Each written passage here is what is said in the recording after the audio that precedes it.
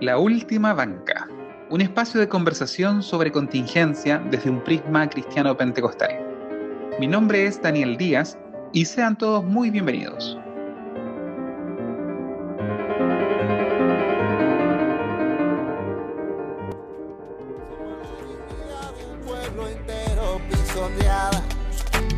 A punta de pistola y de palabras que hoy son nada. No más mentiras.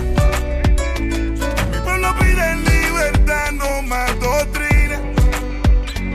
Ya no gritemos patria o muerte, sino patria y vida. Y empezar a construir lo que soñamos, lo que destruyeron con su mano. Hola, bienvenidos a un nuevo episodio. Aquí estamos en La Última Banca.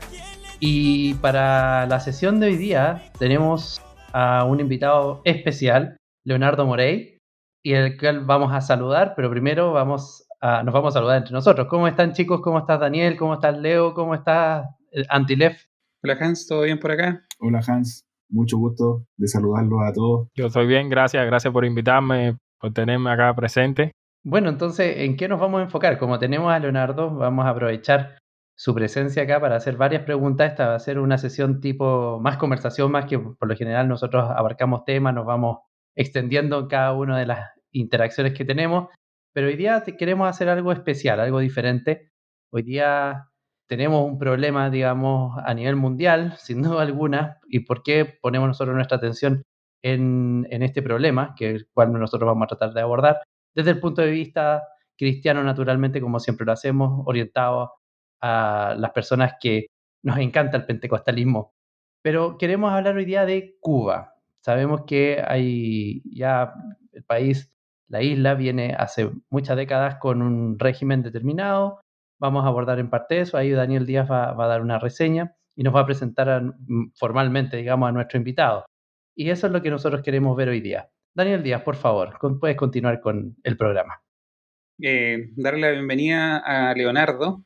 Su nombre artístico es Leonardo Morey, porque nuestro hermano es un artista, el Señor lo ha bendecido con ese don, pero su nombre real es Leonardo Hidalgo. Así que él es un joven cristiano cubano, 26 años, y que vive actualmente acá en Inglaterra, en York. Pertenece a la misma congregación donde participo yo, y producto de la contingencia, de lo que está ocurriendo en estos últimos días en Cuba, lo invitamos a participar y que nos cuente un poco lo que es la experiencia de un cubano y cristiano y pentecostal en la isla de Cuba, la relación de la iglesia con el Estado, su infancia, el por qué salió de la isla. Hay muchas preguntas van a ir saliendo a medida que vayamos avanzando. Bueno, una introducción muy a grosso modo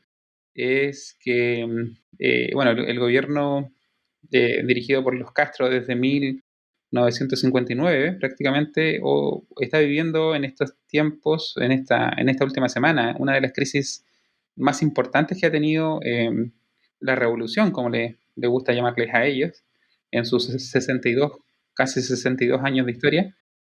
Y eso es lo que ha centrado la atención de la comunidad internacional. Todos los ojos están puestos en Cuba, o han estado puestos en Cuba la última semana. Y queríamos invitar a Leo porque en esta discusión entra mucha gente. Creo que Cuba es de gran interés en Latinoamérica por una y otro lado del espectro político. Y he visto mucho esta semana a otro hispanoamericano intentando enseñarle a los cubanos lo que es vivir en Cuba. Así que yo creo que lo más sensato, lo más provechoso sería escuchar de primera fuente la experiencia de un cubano en el régimen castrista. Así que le damos el paso a Leo ahora para que se presente, para que nos cuente un poco de su vida, un poco de lo que ha sido su experiencia con el régimen de los Castro. Bueno, muchas gracias primero que todo por invitarme, por contar conmigo para esto. Para mí es un placer hablar de Cuba y dar a conocer lo que está sucediendo y a quien pueda serle útil la experiencia de los cubanos en este devenir que se asoma por toda Latinoamérica, que viene siendo los movimientos de izquierda y darle mi conocimiento, aunque sea poco, porque soy bastante joven, tengo 26 años, llevo 4 años viviendo fuera de Cuba. Tristemente tuve que abandonar la isla de una manera un poco abrupta. Tal vez mis planes nunca hubiese estado dejar el país, pero bueno, gracias a Dios encontré una comunidad aquí fuera de Cuba con quien pasar el rato, no estar solo, a pesar de lo difícil que es ser emigrante. Así que muchas gracias de nuevo por invitarme y estoy dispuesto a responder cualquier pregunta que tengan para mí, así que estoy listo. Partamos con la más básica. ¿Quién es Leo?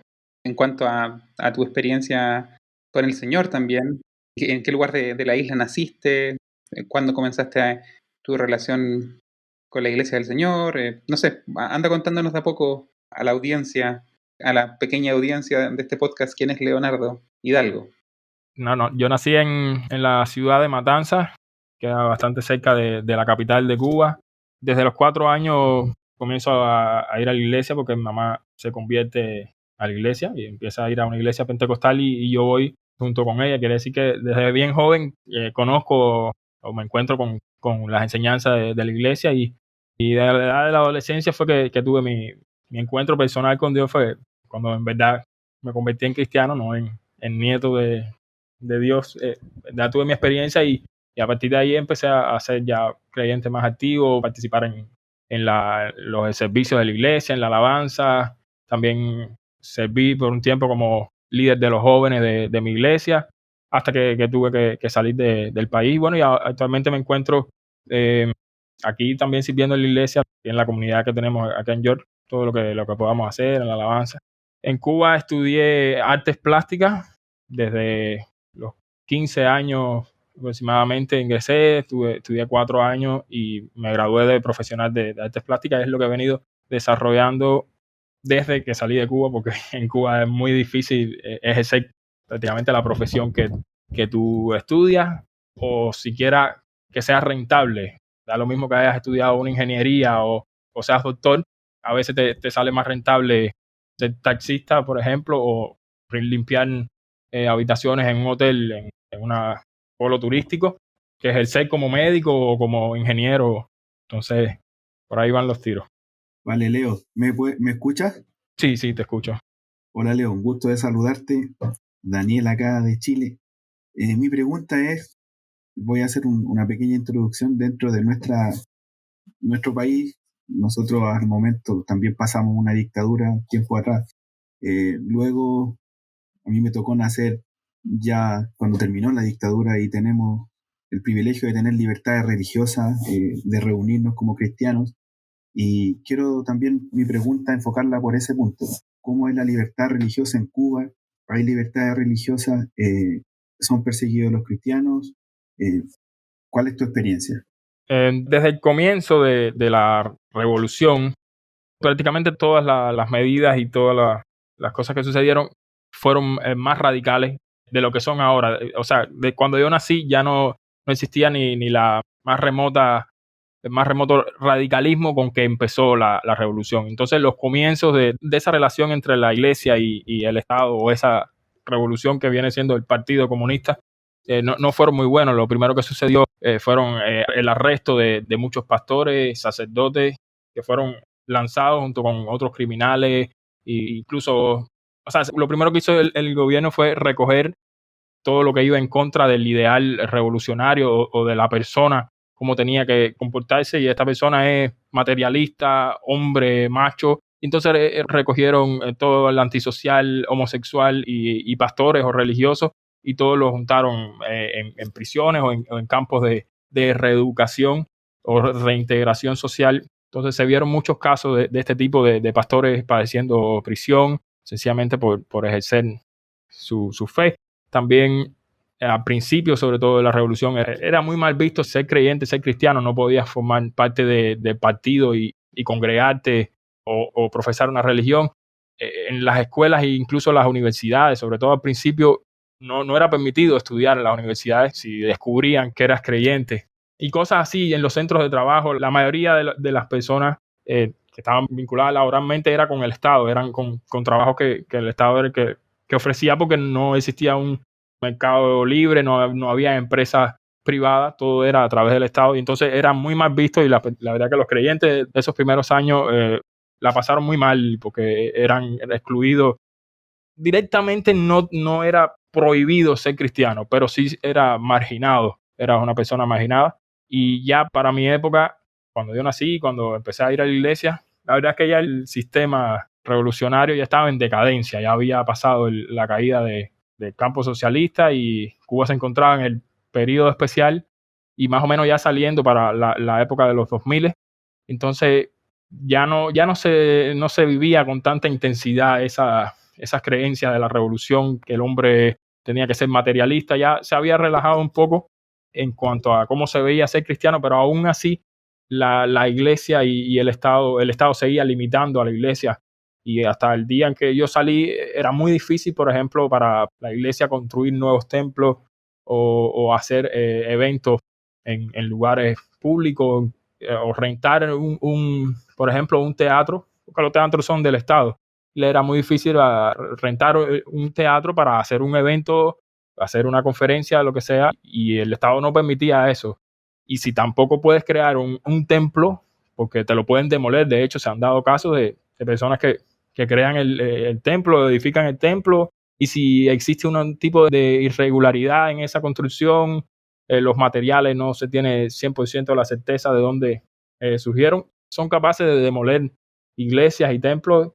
Y así es como vive la iglesia al día de hoy. No es perseguida, no es encarcelada por creer, pero no se respeta a 100% lo que dice la Constitución, que dice que sí existe derecho o sea, libertad de religión, y que puedes profesar tu fe, pero el Estado limita la creación de nuevos templos, o que personas se reúnan en una casa a alabar a Dios. Tiene también un límite, y siempre está en ese juego constante de poder, de lucha ahí contra la iglesia. Vale, Leo, mira, nosotros como dentro de las congregaciones pentecostales en Chile, que yo creo que igual el pentecostalismo en Latinoamérica es bien diferente, de acuerdo a la posición geográfica en la que estamos, pero acá en Chile aún está la posibilidad de predicar en la calle. Hay gente que, los pentecostales sobre todo, se caracterizan por predicar en la calle a viva voz, o con algún parlante o con algún megáfono. Va cada vez más en decadencia, creo. Cada vez son menos las personas que predican en la calle, pero quiero también hacer esa pregunta, si allá es algo común, es algo que se puede hacer o no. A ver, sobre el papel sí se puede hacer. Lo que pasa es que coincide junto con otra limitación, que podría ser algún tipo de altercado público o de manifestación, y todo depende de cómo esté el día del oficial, del policía que esté pasando por ahí. No hay una garantía. Lo que pasa es que no hay una garantía de que lo puedas hacer, como mismo no hay una garantía de que te puedas expresar por cualquier otro motivo. No hay una garantía de que tú puedas salir a la calle y no estés cometiendo un delito de alteración del orden público, cuando lo que estás haciendo es predicando. Sí conozco de personas que salen y predican el evangelio, y de ciudades. En mi ciudad no es tanto, la iglesia pentecostal no es muy grande, pero en las ciudades como la capital y en Santiago de Cuba sí se predica más en la calle, y existe la libertad en papel, y se hace, las personas lo hacen, pero no hay garantía. No te puedo contar de un caso específico en el que se hayan llevado preso a alguien por estar predicando, pero no lo dudo. No sería nada raro que sucediera. No sería nada raro. En mi propia iglesia, al lado de la iglesia, había un centro de trabajo que era del Estado, y sobre todo ligado con militares o algo del Ministerio del Interior, y siempre había problemas, y siempre había inspectores o gente del Ministerio del Interior en los días de los cultos, porque supuestamente se estaba molestando, se estaba alterando el orden público, y siempre había trabas, aun cuando el templo estaba permitido en papel. Siempre existía su problema. Gracias, Leo. Ahora Hans va a seguir también haciéndote preguntas. Tú eres el invitado principal y la estrella hoy día, así que disculpa si te bombardeamos en preguntas, pero es la idea de de esta reunión. No, un placer, no hay problema. Oye, Leo, y a mí tú dijiste algo que me llamó mucho la atención. Tú dijiste, mis planes no eran dejar Cuba. ¿Cuáles eran tus planes? Así como... Cuando uno está en Cuba y no ha salido, y no en Cuba, cuando uno está en un lugar cerrado herméticamente y no conoce otra cosa, porque no le llega información de ningún tipo o muy poca información, no te imaginas tu vida fuera de eso. Aunque ya te digo que la mayor parte de la sociedad en Cuba, sobre todo los jóvenes, el sueño y el anhelo y el propósito de vida es salir de Cuba. Pero yo era un joven bastante atípico y no puedo decir que que no era materialista, no es por hacerme el más humilde, pero la verdad es que mis planes no eran salir de Cuba, pretendía quedarme, mi visión era bastante corta, reducida, y lo que pretendía era quedarme, estar en la iglesia, servir. La verdad que a veces hasta extraño ese fervor o ese tiempo que yo tenía para estar lunes, martes, miércoles, casi todos los días en la iglesia o involucrado con algo de la iglesia. Pero la verdad es que nunca, eso era mi vida, era estar ahí, trabajar un poquito, hacer lo que pudiera para comer y sencillamente alimentar a mi esposa, que era recién casado poco antes de salir. Y era todo, eran todas mis expectativas, eran todos mis planes, no había otro futuro. Yo era artista y jamás se me hubiera ocurrido, o estaba seguro, o sabía que no iba a poder, no tenía una perspectiva de convertirme en un artista, de poder vivir de mi obra. Sencillamente sabía que con lo que podía resolver era un poco de hacer un poco de artesanía para venderlo en el embaradero que quedaba bastante cerca, y con eso resolver y vivir al diario lo que alcanzara. Y justamente para allá iba, para el tema de la congregación. ¿Echas de menos la congregación? Bueno, actualmente como me encuentro en un lugar donde es diferente culturalmente, la iglesia, de hecho, la manera en que, de la liturgia, en que se tiene el culto y hasta el idioma, y como el grupo de latinos, de cubanos que estamos acá, somos bastante reducidos, sí se echa de menos la iglesia con varios miembros, el grupo de música en el que estaba con la banda grande, sí se echa de menos. Incluso también el tener un tiempo extra como para pasarse, ya te digo, es una cosa que sería sería muy difícil lograr aquí, que estar casi todos los días involucrado en la iglesia. También que yo era joven, era adolescente recién casado, pero lo que no tenía muchas responsabilidades, ni tenía pensado hacer nada en un futuro, sencillamente servir, vivir el momento así, y por otro lado, sencillamente intentar resolver el diario, que era lo que se podía en cuanto a la cuestión económica. Ok, Leo, voy yo ahora, Díaz, Daniel.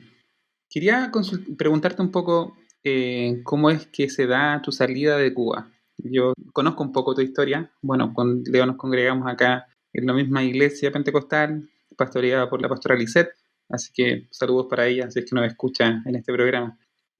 Algo conozco de la historia de Leo, pero ¿por qué quiero que nos cuente un poco de esto? Porque apenas explotaron las manifestaciones en Cuba esta semana, la respuesta de la izquierda hispanoamericana, casi al unísono, ha sido la canción del bloqueo, digo yo. Todos se pusieron a cantar la canción del bloqueo. Más adelante nos puedes contar un poco lo que es ese embargo económico, pero las discusiones que he tenido yo en Facebook esta semana es que las trabas principales que sufre el pueblo cubano vienen principalmente del gobierno. Y un poco eso está ligado a tu experiencia. Cuéntanos un poco cómo se dio tu salida de Cuba. Yo sé que estabas teniendo un emprendimiento. Bueno, hay tanta regulación allá, nos puedes contar tú, que prácticamente casi todo pasa a ser ilegal y pasa a ser considerado mercado negro. Entonces, ¿cómo se dio tu salida? ¿A qué te estabas dedicando? ¿Cómo te enteraste de que eh, los agentes de seguridad te estaban buscando? Cuéntanos un poco cómo terminaste sin querer salir de Cuba, que ya nos contaste cómo es que terminas acá en Inglaterra. Sí. Después, si quieres, también te puedo explicar en qué consiste el bloqueo usando zapatos como ejemplo. Porque precisamente mi motivo de huida del país se relaciona con zapatos y con ropa, porque se me presentó la oportunidad de salir del país, como tengo ciudadanía española también, juntamente con la cubana. Es más sencillo, de hecho, no necesito visa para un gran número de países. Entonces, junto con otro amigo y un grupo de personas, decidimos comprar unos pasajes, irnos a la zona franca de Panamá y comprar unos pocos kilos de ropa, zapatos y algunos efectos eléctricos bastante pequeños, cosa de venderlos luego en Cuba y sacar un poco de beneficio, lo que normalmente haría cualquier tipo de tienda que importa cualquier producto de cualquier otro país. Sencillamente lo vende, paga sus impuestos de aduana y saca un beneficio. Lo que pasa es que en Cuba existe tanta limitación que, por ejemplo, como ciudadano cubano, tú no puedes importar nada. Yo aquí ahora mismo puedo comprar un contenedor o medio contenedor de pintura en China y llega aquí a mi casa. En Cuba no puedes hacer esto, solamente el Estado puede importar cosas.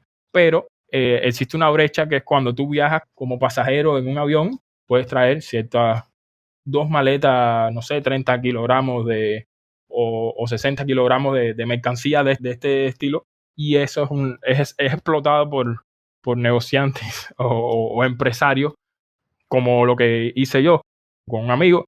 O sea, no tiene para nada el carácter de capitalista burgués, es sencillamente, ya te digo, pagarte un pasaje más el hospedaje en otro país, un hospedaje en un hotel, pagar el taxi en el que te vas a mover, comprar la mercancía, hacer todo ese tipo de diligencia y luego empaquetarla y enviarla y viajar con ella a Cuba, pagar los impuestos de hecho del peso que estás llevando y sencillamente venderlo un poco y sacarle un poco de ganancia a todo ese trabajo y esa inversión que hiciste.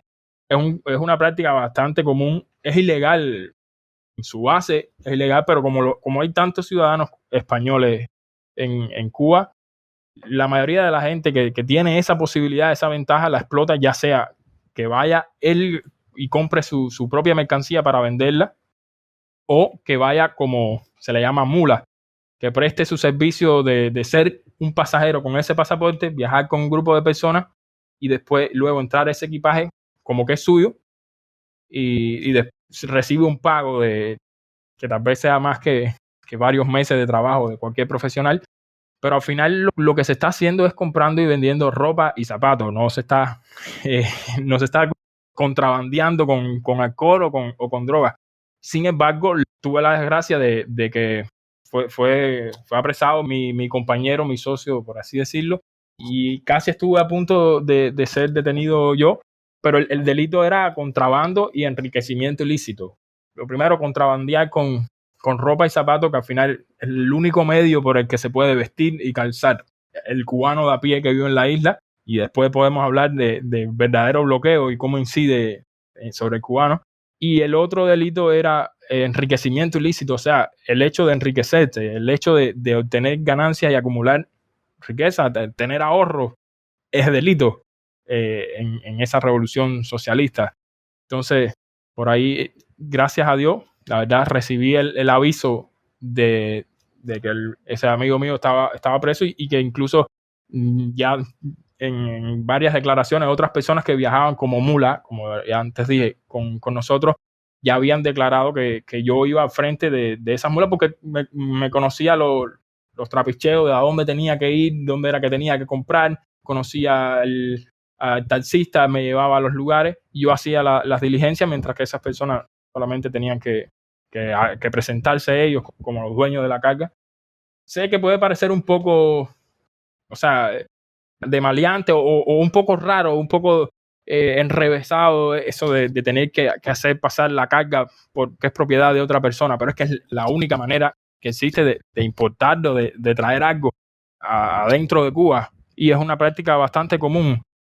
Como decía antes, si no fuera por esa práctica en Cuba, las personas anduvieran sin zapatos y sin ropa, porque el Estado no tiene voluntad política para hacer ese mismo tipo de actividad que pueda hacer un ciudadano costeándose sus propios gastos. El Estado no puede mandar 2 buques a zona franca de Panamá y comprar 2 contenedores o unos cuantos contenedores de zapatos y ponérselo a un precio asequible a la población. No es el bloqueo que se lo impide, porque uno como cubano puede hacerlo. El Estado también podría hacerlo, o una institución del Estado que no sea las Fuerzas Armadas Revolucionarias, que para mí es el principal objetivo del embargo, ellos pudieran fácilmente hacerlo y sin embargo no tienen ningún tipo de voluntad. Y a pesar de eso, cuando las personas intentan hacerlo, solamente lo que hacen es poner limitaciones y más limitaciones. En la fecha en que yo iba y lo hacía, solamente había un límite de 10 pares de zapatos o 10 jeans que tú podías importar. A día de hoy ya eso se redujo a 5 pares de zapatos, 5 jeans que una persona puede importar, y aún así este tipo de emprendedores o de empresarios siguen haciendo este tipo de actividad, porque la verdad es que es la única manera en que el cubano puede resolver, y de esta misma manera, de esto mismo vemos otros artículos de primera necesidad que resuelven los cubanos, como puede ser a veces hasta comida, materiales para profesionales, artistas. En Cuba no existe yo que soy artista, en Cuba no existe una tienda donde tú puedas comprar materiales de pintura, no puedes comprar lienzo. El único acceso a eso es personas que hacen este tipo de actividades, que compran en otros países y lo traen al país, y aún así el gobierno siempre vive y muere poniendo este tipo de limitaciones, hasta el punto de que mi amigo cumplió 2 años y medio de cárcel.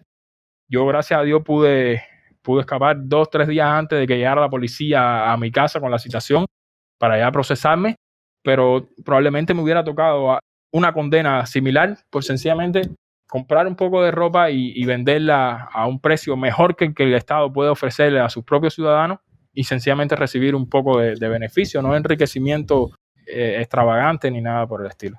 Cuando el nivel de regulaciones llega a eso, cualquier cosa puede considerarse ilegal.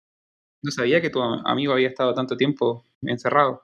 A ti justo te tocó viajar a visitar a tu papá en Estados Unidos, creo, y ahí es cuando te enteras. Sí, gracias a Dios, desde hacía unos meses ya tenía el pasaje comprado, y yo fui al aeropuerto con miedo de que me pudieran detener allí. Gracias a Dios pude pasar por la aduana. Al parecer no me habían regulado, porque al momento de eso en la base de datos de las aduanas y de la policía en general te ponen una marca: no puedes viajar del país, ya sea por cuestiones de delito común o de delito político. Existen ahora mismo más de 100 personas, ya sean activistas políticos o periodistas independientes, que están regulados en Cuba y que no pueden salir de Cuba sencillamente por ese motivo. Ok, Leo, últimamente, durante esta semana, se ha escuchado harto de que no existe un régimen totalitario dictador por parte de la gente de izquierda acá en Latinoamérica, sobre todo, sino que existe un bloqueo por parte de Estados Unidos a Cuba. En parte ya tú lo has dicho, existe un bloqueo, y este bloqueo es el que tiene a Cuba sumido en las condiciones que ya sabemos. Problemas por falta de abastecimiento, hambre, problemas también con cómo se ha tratado la pandemia. Y tú nos estás diciendo de que en estos casos muchos es la gente, los ciudadanos, los que arriesgan su vida para cumplir la labor que el Estado debiera cumplir. Entonces, ¿qué les dirías tú a la gente que aún se cree esa idea de que existe un bloqueo por parte de Estados Unidos y que Estados Unidos es el gran culpable de la situación en la que Cuba está ahora? Lo primero es que deben de usar el término bloqueo, porque el bloqueo responde a unas características. Es cuando un país impide el acceso de cualquier tipo de recurso a través de la fuerza. En este caso, como Cuba es una isla, para que fuera un bloqueo se necesitarían unos cuantos buques de guerra rodeando la isla y no permitiendo que entraran ningún tipo de barco, de ningún tipo de mercancía. Y Cuba sí comercia con muchos países, y de hecho Cuba le compra mercancía a Estados Unidos. En Cuba, el muslo de pollo que se está comiendo mi madre ahora mismo en Cuba es importado de Estados Unidos. Entonces, por ahí yo lo llamaría un embargo. Y el embargo no es a Cuba, porque hay que diferenciar Cuba, la isla, la gente que vive ahí, del Partido Comunista de Cuba. E incluso yo diría que el embargo actualmente está impuesto a las Fuerzas Armadas Revolucionarias de Cuba, la FARC, y a la casta militar que gobierna Cuba, que es quien se ha puesto de intermediario entre el mundo y el cubano. ¿Por qué digo esto? Porque no conozco muchos países que quien se encargue de que, como decía antes, de que los zapatos que se va a poner un ciudadano sea el Estado el que se encargue de hacer la gestión de comprar el zapato, meterlo en el buque, llevarlo al puerto y ponerlo en una tienda. Eso por lo general lo hacen los mismos ciudadanos libres que viven en el país. De hecho, antes de trabajar en comprar zapatos afuera, participé también con unos amigos en manufacturar los zapatos nosotros dentro de Cuba, con la materia prima, consiguiéndola nosotros mismos y haciéndolo, y aún así el gobierno ponía trabas. Quiere decir que si el motivo de ser de que en Cuba ahora mismo haya personas sin zapatos descalzas o que tenga que estar remendando los zapatos y tenga que usarlo el único par de zapatos para todo, es el gobierno cubano y no es el bloqueo, porque al mismo productor que está adentro se le limita el acceso a la materia prima, siempre están atosigándolo con inspectores del Ministerio de Trabajo y tiene que pagar a veces hasta soborno a este tipo de personas que también están resolviendo ellos. Su salario no le alcanza, su método de ganar dinero y poder llevar comida a su familia en la casa no es el salario que le paga el Estado, es lo que puedan resolver con la gente a la gente que lo soborna. Entonces, ese es el verdadero bloqueo que hay en Cuba. El embargo de Estados Unidos tiene un origen luego de la revolución de 1959, le fueron confiscados muchas propiedades a ciudadanos americanos y lo que el gobierno del país, respondiendo a los intereses de los ciudadanos, lo mínimo que podía hacer es emitir una ley que dijera que cualquier empresa de Estados Unidos que negociara con esas empresas y esas propiedades robadas, que no iba a ser permitido. Incluso tuvieron hasta la decencia los Estados Unidos de aprobar una ley llamada Helms-Burton, que fue para los cubanos que también le fueron robadas sus propiedades y que tuvieron que exiliarse en Estados Unidos, que el gobierno accedió a extender esta ley de que tampoco se pudiera negociar, no se pudiera hacer negocio con esas propiedades que le fueron robadas a personas. Entonces, ese vendría siendo el origen del embargo, pero es que el mismo presidente Donald Trump hasta hace poco se lo repetía al régimen. Lo único que tienen que hacer para que se levante el embargo es permitir libertad de expresión, prensa libre, independiente, no perseguirlos, no encarcelar a los periodistas independientes, soltar a los presos políticos y realizar elecciones libres en el país. Y aún así no considero que la mayor parte del hambre, la necesidad y la miseria que se pasa en Cuba sea por culpa de este bloqueo, porque, por ejemplo, te puedo decir que los pescadores cubanos no pueden salir al mar a pescar y traer pescado para ellos, para su casa y para venderlo. Solamente el Estado tiene el derecho, por así decirlo, de explotar el mar bajo el pretexto, la excusa de que no se puede deforestar o no se puede depredar el ecosistema. Sin embargo, son pescadores en embarcaciones pequeñas que lo que pescan es con caña de pescar y no van a hacer un gran daño. Aún así se les prohíbe, mientras que el gobierno sí que pesca con sus grandes naves y utiliza, y exporta todo ese pescado y esa langosta a países como Canadá y como España, mientras que en Cuba se criminaliza el salir a pescar y el cazar, por ejemplo, langostas. Hay personas que van presas en Cuba por cazar o comerciar o incluso receptar una langosta o varias colas de langosta cuando se vende en los mercados internacionales, como en España y en Canadá, ya te digo, camarón, langosta y pescado exportado desde Cuba. Pasa lo mismo con el campo cubano. El campesino está obligado al fruto de su tierra a vendérselo al Estado al precio que ponga el Estado, sin importar que el costo de producción sea incluso a veces mayor. Entonces, el mismo Estado desincentiva al campesino a producir, porque si tienes que venderlo a un precio que no te da negocio, que no te es rentable, ¿para qué lo vas a hacer? Incluso puedes irte y hacer de taxista o como decía antes, trabajar de portero en un bar y te va a dar más negocio que estar un año entero trabajando bajo el sol para que al final tu producto, a veces ni siquiera el Estado paga en tiempo o ni siquiera envía el camión que va a recoger el producto y se echa a perder el producto o se echan a perder los kilos de carne, como hemos visto videos. Nosotros, la comunidad cubana, por supuesto, la izquierda nunca va a ver ese tipo de videos, no está interesado, pero es falta de voluntad del gobierno de Cuba de tener los medios disponibles para alimentar a su propia gente. No tiene nada que ver la alimentación de Cuba con lo que pueda o no exportar Cuba e importar Cuba desde afuera, teniendo tanta tierra cultivable y tantos frutos de la tierra echándose a perder ahora mismo porque el gobierno no encuentra la firma del burócrata que tiene que firmar la reparación del camión para que se vaya a recoger el producto. Ese es lo que nosotros los cubanos llamamos el bloqueo interno. Una serie de trabas que pone el mismo Estado al mediano productor, al intermediario, al que quiere hacer un puesto de venta de fruta en la esquina del barrio, que es hostigado por los inspectores y por la policía y no le dejan vender el producto porque solo el Estado tiene la capacidad de vender y de hacer todo dentro de la isla. Cuando es ineficiente, como es, porque es muy ineficiente, creo que todos conocemos que las empresas públicas son ineficientes.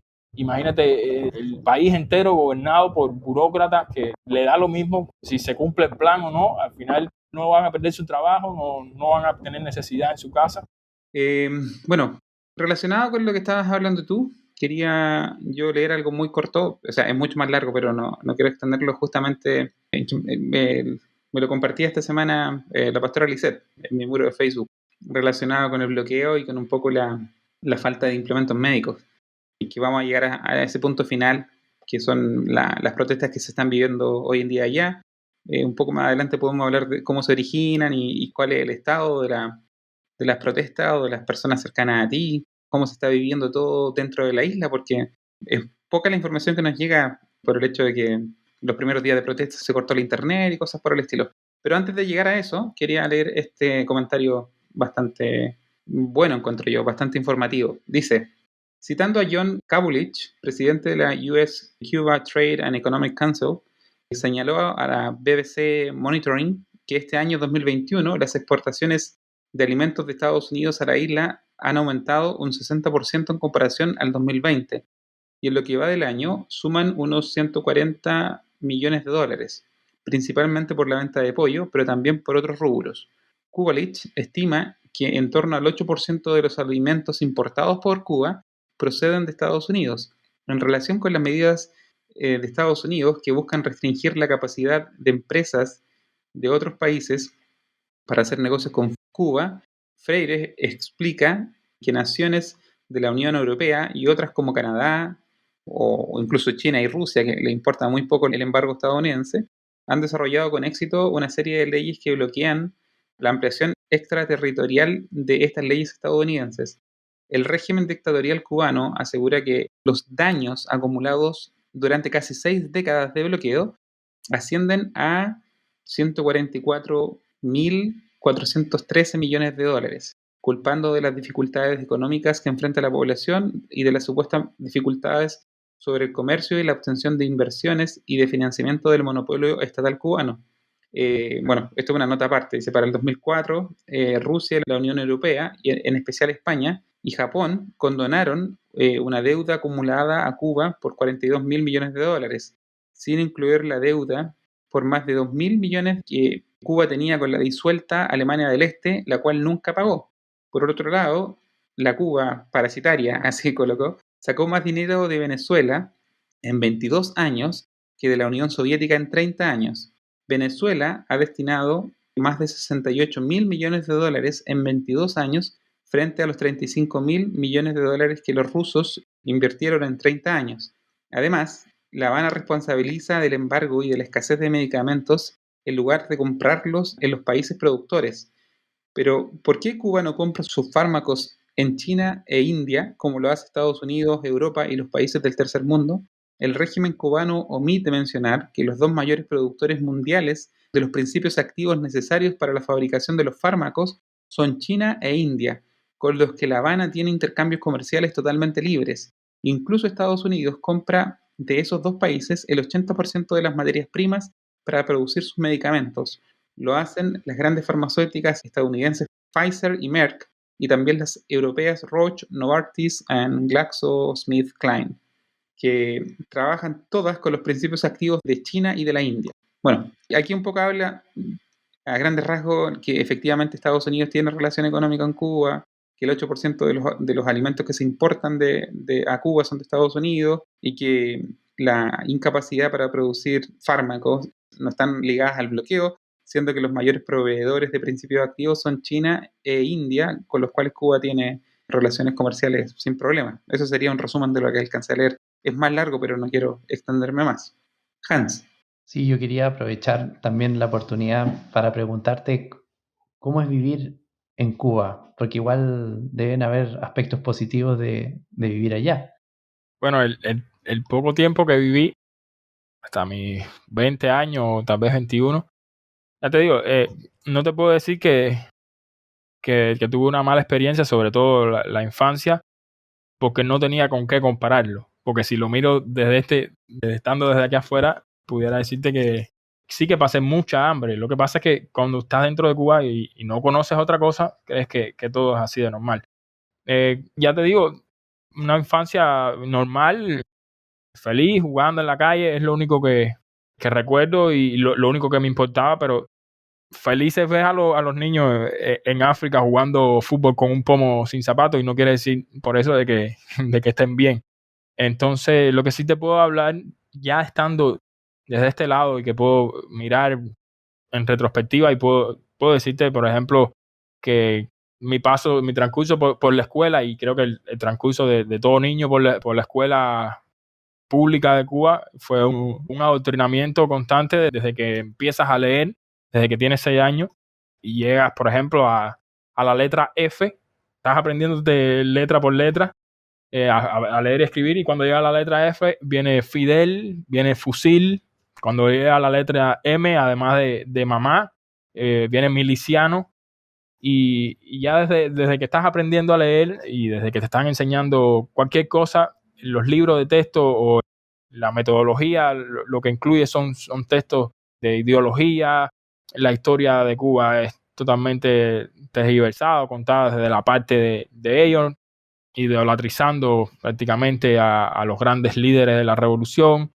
Con decirte que, por ejemplo, un día escolar comienza con un evento, se llama matutino, que viene siendo como 15 minutos o 30 minutos de un acto político para los niños, donde se canta el himno nacional, se leen efemérides o hechos históricos relacionados con la revolución, se gritan consignas como pioneros por el comunismo, seremos como el Che, y cosas así desde bien pequeño te involucran con la propaganda comunista.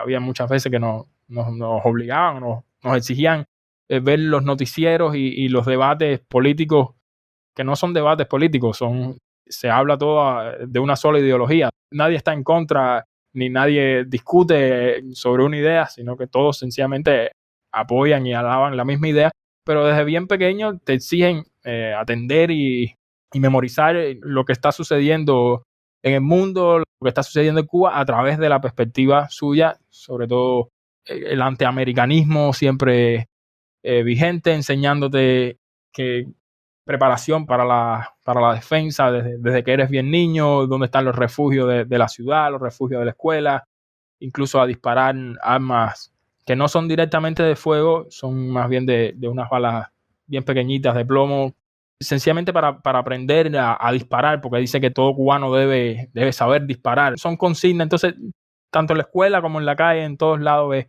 estas consignas de los líderes de la revolución, y siempre con el miedo constante de que van a atacar, que van a bombardear al pueblo indefenso, que van a atacar los puntos estratégicos de la ciudad, como puede ser el puerto y las refinerías y los depósitos de gases como amoníaco, entonces que van a bombardear esa zona y que todo el gas nocivo y tóxico se va a expandir sobre la ciudad y que hay que movilizarse. Desde bien pequeño te están enseñando todo este tipo de cosas. Uno no se da cuenta porque uno cuando es niño, cuando es joven, para lo que le interesa. Justamente esta semana los hermanos cubanos de acá de la iglesia, algunos comentaban el gran shock que significa para ellos, o el gran paso que significa para ellos llegar a criticar la revolución, incluso estando afuera. Recordaba que un hermano decía que incluso estando afuera cuesta criticar, o cuesta alzar la voz. porque incluso pensar en contra de la revolución se hacía complicado porque le daba la impresión que incluso los pensamientos los podían llegar a escuchar. Pues a ese nivel llega el adoctrinamiento y la desconfianza o el miedo, porque regímenes como el cubano, bueno, copian un poco el sistema soviético y especialmente el sistema de la Alemania del Este, donde tú no sabes quién trabaja para el gobierno, tú no sabes quién te puede acusar de antirrevolucionario y llevarte a las autoridades. Siembra la desconfianza en la población porque no sabes quién, si tu vecino te puede de pronto traicionar y acusarte de antirrevolucionario. Es bien impresionante la profundidad del daño de vivir bajo un adoctrinamiento ideológico tan extremo. Así mismo es. A veces tienes miedo dentro de tu casa, hablar cualquier cosa, tu familia te dice habla bajito dentro de tu casa. Y sí, incluso hasta crees que lo que estás pensando está mal, porque lo que te han enseñado de toda una vida es que no es así, y que si las cosas van mal en Cuba no es culpa del gobierno, es culpa del bloqueo, de los yanquis que quieren aplastar al cubano digno. Entonces sí es bastante difícil, por eso es que nos sorprendía tanto ver tantos miles de personas en la calle gritando no tenemos miedo, gritando libertad, no gritando quiten el bloqueo ni queremos vacuna, gritando que se vayan del poder y no más comunismo, no más represión, patria y vida. Es un hecho inédito porque en Cuba apenas sale los antecedentes que tenemos de protestas son 2, 3 personas que salen a la calle con un cartel y en menos de 5 minutos son reprimidos y son detenidos y encarcelados 3, 5 años, incluso 8 años por cualquier tipo de delito que se quieran inventar. Justamente, y gracias Leo por comentar eso. De hecho, ahora ya que nos estamos acercando justamente al tema de las protestas, que es como lo que más ha sonado para las personas que nos están escuchando, nosotros estamos grabando esto una semana después de las protestas que estallaron en Cuba. Y también considerando a nuestra audiencia cristiana, porque hay mucha información dando vuelta, internet está lleno de esto, pero considerando ahora desde el punto de vista cristiano, viéndolo tú desde afuera, ¿ves que hay alguna respuesta de Dios en estas protestas que ya llevan una semana? Digamos, para que el pueblo vea o la gente se dé cuenta o no sé, pase algo tal vez desde el punto de vista entre lo místico y la intervención divina. A eso quiero ir yo. Bueno, como está la situación ahora mismo con respecto a las protestas, yo creo que ha llegado a un punto de estancamiento en que era sabido incluso desde antes, nadie esperaba que saliera a la calle, esto no fue planificado, no se lo esperaba ni siquiera la misma oposición, pero sí se podía prever que el gobierno iba a reprimir con fuerza y con violencia y con brutalidad de la manera que lo hizo. Y la verdad es que Cuba ahora mismo lo que necesita es un milagro de Dios para liberarse, porque la comunidad internacional no muestra ningún signo de algún tipo de ayuda. Sí se han pronunciado los líderes, pero no ha quedado más que eso. Y Cuba, el ejército está totalmente del lado del régimen. No creo que vaya a cambiar eso, por lo menos ahora mismo, solamente un milagro. Entonces creo que sí, el pueblo de Dios ha orado mucho porque haya un levantamiento o porque se acabe el régimen de Cuba, pero creo que Cuba entera todavía tiene que acabar de darse cuenta de que su única esperanza es Dios, de que el gobernante no va a cambiar, de que el gobernante no va a dejar de ser déspota ni se va a preocupar por el bienestar de la gente, y acabamos de darnos cuenta, sobre todo el exilio, de que los Estados Unidos tampoco va a apoyar ningún tipo de intervención, ya al punto que está Estados Unidos no quiere inmiscuirse en ningún tipo de conflicto, y solamente Dios puede hacer un milagro en Cuba, y solamente lo único que pueden hacer los cubanos es volverse a Dios, dejar la idolatría. Hay mucha idolatría en Cuba, todavía quedan rasgos de ese ateísmo impuesto por el Estado, donde ser cristiano era cuestión de poco hombre, por así decirlo. Ese machismo del Estado machismo real, no del que se habla hoy en día, sino de ese paternalismo sobre los demás que son vistos como débiles, sobre todo los cristianos, la iglesia. Es hora de que la sociedad cubana completa entienda que le dio la espalda a Dios totalmente, y que reconozca que el único ahora mismo que puede salvarlo y que puede traer un cambio real en Cuba es un milagro de Dios, entregarse en sus manos. Entrando, Leo, al tema ya final, que son las protestas, hagamos un breve repaso.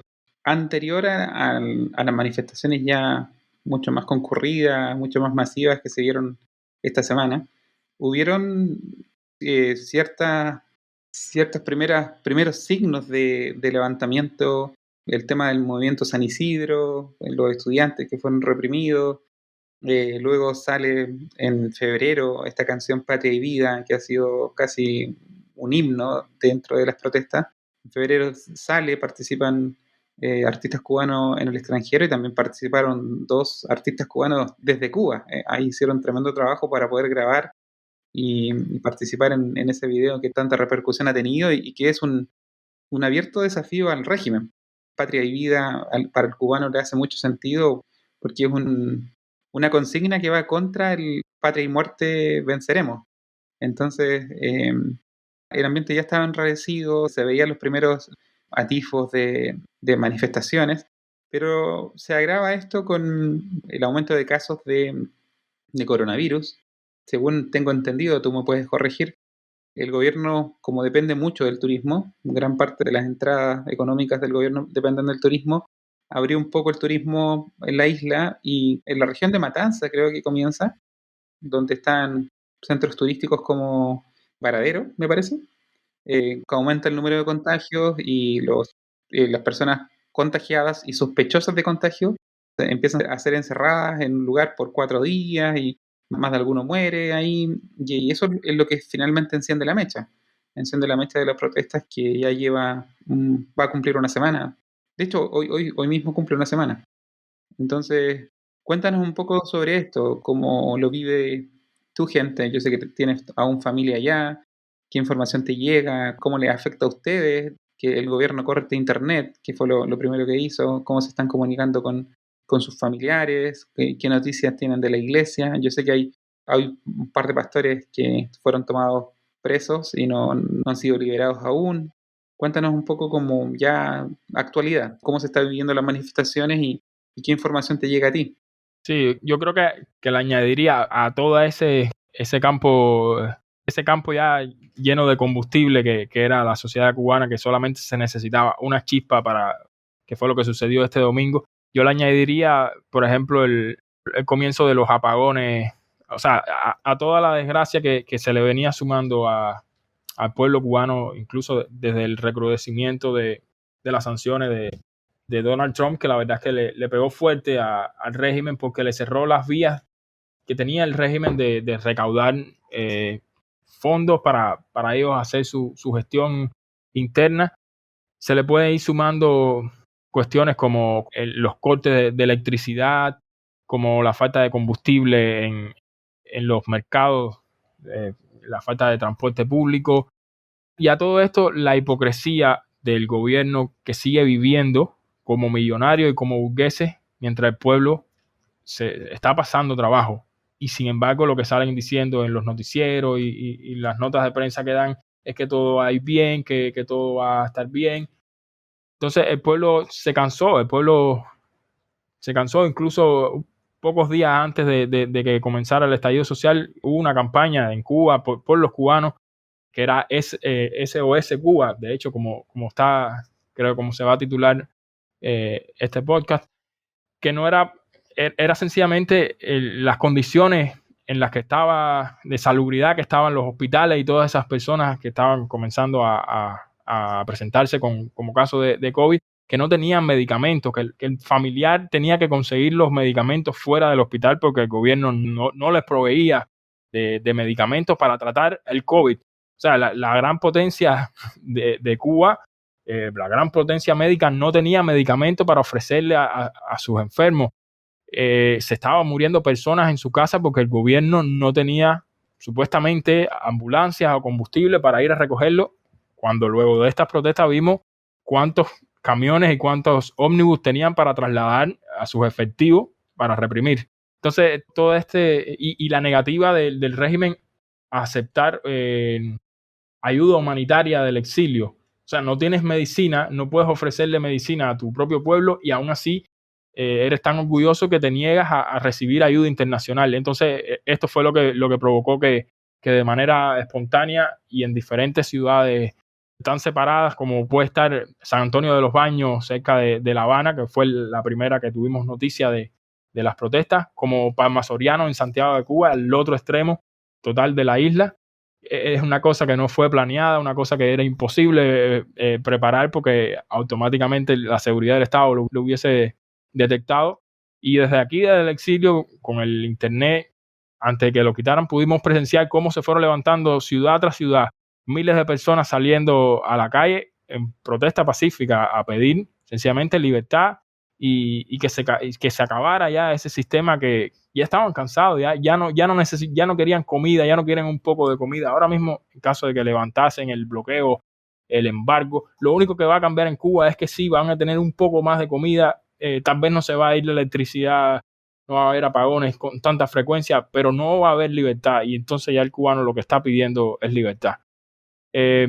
A poco tiempo de que comenzaran a salir estas protestas, el régimen envió a sus efectivos, policías, militares, cuerpos de tropas especiales, incluso vimos hasta unos Power Rangers, eran unos tipos que jamás habíamos visto en ninguna manifestación en Cuba, con un equipamiento, una armadura, una vestimenta totalmente impenetrable, como si fueran a una guerra contra cubanos desarmados.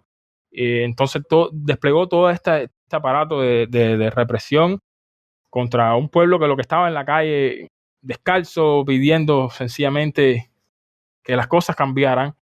Y vimos cientos de videos de la represión, de cómo golpeaban a personas detenidas, ya esposadas, en el rostro. O sea, eso es una cosa que nunca he visto en un país libre, que un policía ya después que en una protesta, después que haya detenido al ciudadano, se ensañe contra él, varios policías golpeándolo, y ese es el tipo de brutalidad que hemos visto, incluso hasta disparos al aire.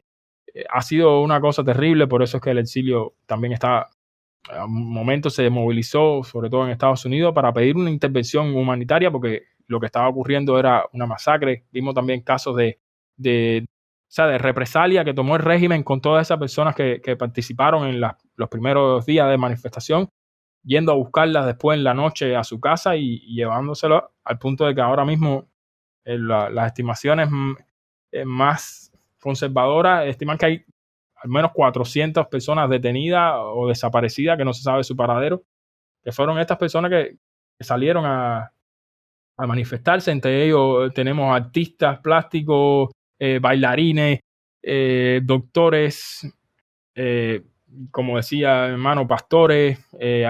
Veía en Matanza un seminarista católico, un joven de 26 años que lo único que estaba hablando con la turba castrista, que también salió el presidente a llamar en televisión nacional a que enfrentara a los contrarrevolucionarios, a los gusanos.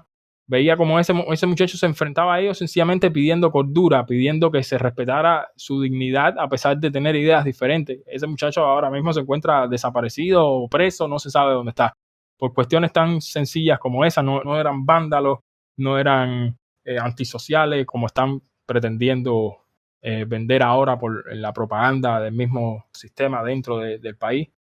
Y es más o menos lo que estamos viviendo ahora mismo. Todavía el internet cuesta comunicarse con la gente en Cuba. La mayoría de la gente se tiene que comunicar a través de una VPN. De hecho, la VPN creo que se llama Sifón.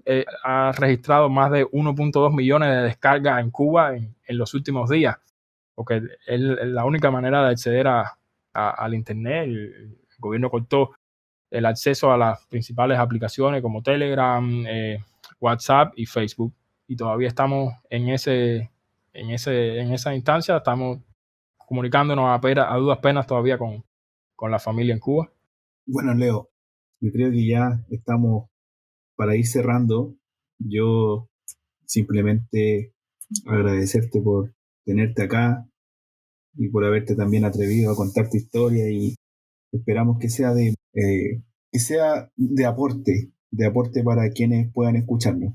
Hasta el momento somos un círculo pequeño de gente que nos escucha, pero sabemos que vamos a ir creciendo y vamos a ir creciendo harto con la ayuda del Señor. Nosotros en este lado del mundo, en Sudamérica, estamos viendo una inversión de los estados de derecho, más de derecha y más de libre mercado hacia el comunismo, y son precisamente esos eslogan que tú nos decías de adoctrinamiento cuando eras pequeño, los que nosotros estamos escuchando y que van en alza, y probablemente, no lo sabemos todavía, nuestro hemisferio, Sudamérica, tome una visión política más cercana a la izquierda. Por eso yo creo que es bueno también tenerte y podamos entender también de qué se trata lo que sucede en Cuba. Lo más importante que nosotros tenemos en estos tiempos es la libertad de poder decir y expresar lo que somos, expresar también nuestro derecho a congregarnos, a servir a Dios, a exaltarlo a Él por quien es. Y te agradecemos. Esperamos que nuestros auditores y nuestros cercanos podamos también interceder por Cuba. Sabemos que no es algo simple, a veces uno no le toma el peso a esto, pero hay gente sufriendo, hay familias que están sufriendo, y hay familias que esperan solamente libertad. Y sabemos que el Evangelio es esto, el Evangelio es libertad, y verdadera libertad. Así que esperamos que la verdadera libertad pueda llegar a Cuba, que también el mensaje del Evangelio pueda expandirse a las almas cubanas. Y eso, muchas gracias, Leo, por estar en este capítulo y por contarnos tu historia. Un placer, ha sido un placer de verdad.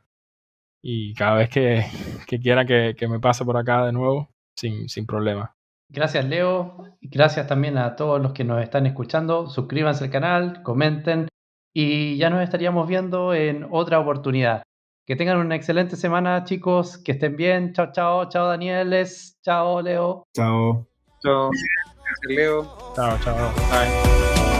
Y no tenemos miedo, se acabó el engaño. Este fue un nuevo capítulo de La Última Banca. Los esperamos la próxima semana. Vivimos con la incertidumbre de pasado plantado, 15 amigos puestos, listos para morirnos, izamos la bandera.